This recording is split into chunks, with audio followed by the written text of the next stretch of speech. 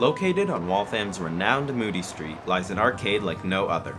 Founded in 2007, Game Underground has become a staple for players in the industry and has built an inclusive, flourishing community. We give the community a place to come, like a central place or hub for everybody to meet up in real life for their interests. So whether it's Magic the Gathering or Dance Dance Revolution, you can come here and find other people that like the same things as you.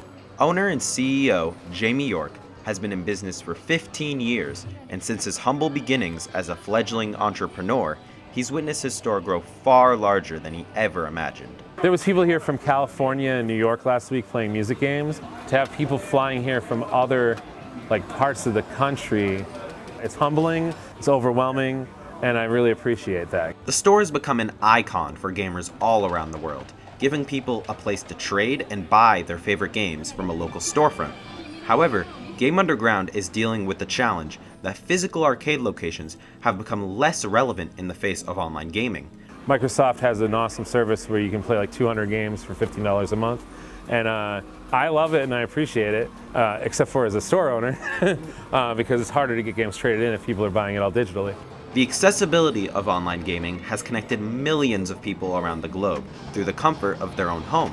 However, Game Underground takes gaming to the next level by making it less of an isolated hobby and more of a sporting event surrounded by people cheering you on. You win a Street Fighter match in a tournament and everyone here is cheering, you can't, it's still fun to play online, but that doesn't exist unless you're somewhere, you know what I mean? The support Jamie receives from his community is what's kept him going all these years.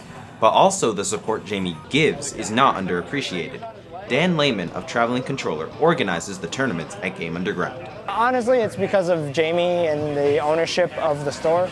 It's a super welcoming environment, and they make it that way, so everyone that comes here is chill, is here to play games. It's a real community-based atmosphere.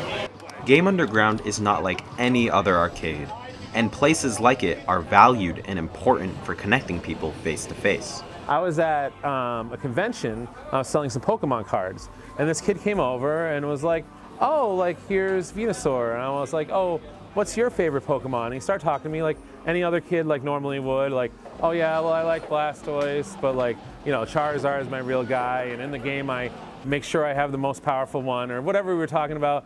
And then he walked away, and his dad was crying, and I was like, what is going on? And he was like, I don't know how to tell you this. That's the most my son has ever talked to anyone about anything in person. And I was like, whoa. Helping people be themselves is rooted in the Game Underground community.